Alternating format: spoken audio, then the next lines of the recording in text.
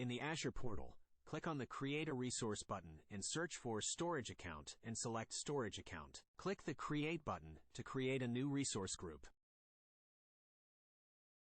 Choose a subscription and provide a unique name for the resource group. And also provide storage account name. Select a region, select Standard as Performance and select LRS, and do Next and Next. Select all service type Blob file table queue. Review the settings and then click Create. Once your storage account is created, go to the resource group containing your storage account. In the Storage Account Overview page, navigate to the Containers section in the left menu and click the plus container button to create a new container and give any unique name and click the Create button. Now we can see our container here. Now in coding part, first install required libraries, that is pip install Azure Storage Blob.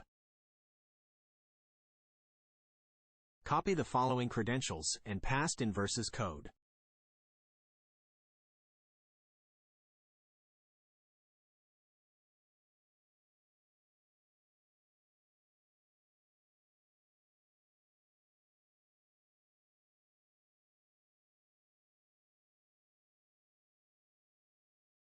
Set the local _ directory to the path of the directory containing files you want to upload.